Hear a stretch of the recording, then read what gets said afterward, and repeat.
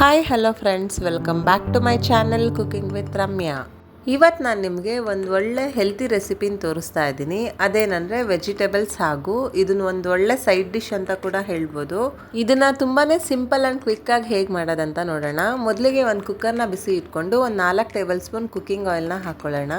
Oil heat ಆದಮೇಲೆ ಒಂದು ಅರ್ಧ ಟೇಬಲ್ ಸ್ಪೂನ್ ಅಷ್ಟು ಸಾಸಿವೆನ ಹಾಕ್ಕೋಬೇಕು. ಅದು ಚಟಪಟ ಅಂದ ನಂತರ ಸ್ವಲ್ಪ ಕರ್ಬೇವಿನ ಸೊಪ್ಪು. ನೆಕ್ಸ್ಟ್ ನಾವು ಇದಕ್ಕೆ ಒಂದಾದ್ಮೇಲೆ ಒಂದರಂತೆ ತರಕಾರಿಗಳನ್ನ ಆ್ಯಡ್ ಮಾಡ್ಕೋಬೇಕು. ಮೊದಲಿಗೆ ಒಂದು ಬೌಲಷ್ಟು ಕೋಸ್ಗೆಡ್ಡೆ, ನಂತರ ಒಂದು ಬೌಲಷ್ಟು ಸೋರೆಕಾಯಿ, ನಂತರ ಬೀನ್ಸ್, ಕ್ಯಾರೆಟ್, ಹೀರೆಕಾಯಿ ಎಲ್ಲನೂ ಅಷ್ಟೇ ಒಂದೊಂದು ಬೌಲಷ್ಟು ಹಾಕ್ಕೋಬೇಕು. ನೋಡಿ, ನೆಕ್ಸ್ಟ್ ನಾನಿಲ್ಲಿ ಬಿಳಿ ಬದನೆಕಾಯಿ, ಆಲೂಗಡ್ಡೆ, ಹಸಿ ಬಟಾಣಿ ಇಲ್ಲ ಅಂದರೆ ಒಣಗಿರೋದು ಕೂಡ ನೆನೆಸಿ ನೀವು ಹಾಕ್ಕೋಬೋದು. ಹಾಗೆ ಕಟ್ ಮಾಡಿರೋ ಅಂತಹ ಒಂದು ಟೊಮೆಟೊ ಎಲ್ಲನೂ ಕುಕ್ಕರ್ಗೆ ಸೇರಿಸ್ಕೊಂಡು ನಂತರ ಚೆನ್ನಾಗಿ ತರಕಾರಿನೆಲ್ಲ ಸಾರ್ಟ್ ಮಾಡ್ಕೋಬೇಕು. ಗ್ಯಾಸ್ ಫ್ಲೇಮ್ನ ಮೀಡಿಯಮ್ಮೇ ಇಟ್ಕೊಂಡು ನೀವು ಚೆನ್ನಾಗಿ ಫ್ರೈ ಮಾಡ್ಕೊಳ್ಳಿ. ಇದರಲ್ಲಿ ಯಾವುದಾದ್ರೂ ತರಕಾರಿ ಇಲ್ಲ ಅಂದರೂ ಪರವಾಗಿಲ್ಲ, ಎಷ್ಟಿರುತ್ತೋ ಅಷ್ಟೇ ಹಾಕ್ಕೊಂಡು ಮಾಡ್ಕೋಬೋದು.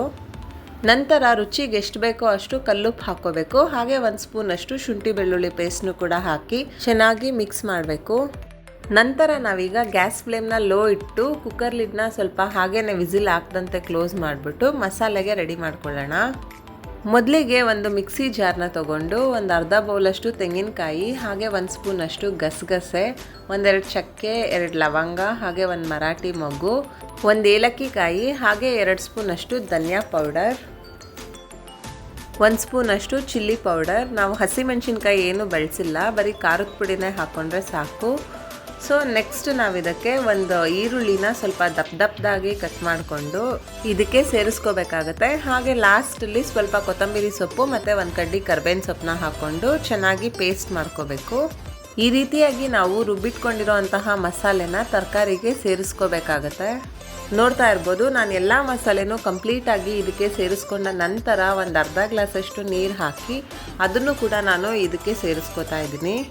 ನೀರಿನ ಕ್ವಾಂಟಿಟಿ ನೀವು ನೋಡ್ಕೊಂಡು ಹಾಕ್ಕೊಳ್ಳಿ. ಗ್ರೇವಿ ಹೆಚ್ಚಾಗಬೇಕು ಅಂದರೆ ಸ್ವಲ್ಪ ನೀರು ಜಾಸ್ತಿ ಹಾಕ್ಕೊಳ್ಳಿ, ಅಥವಾ ಚಪಾತಿ, ಪೂರಿ, ದೋಸೆಗೆ ಮಾಡ್ಕೋತೀರಾ ಅಂದರೆ ಮೀಡಿಯಮ್ ಆಗಿರಲಿ.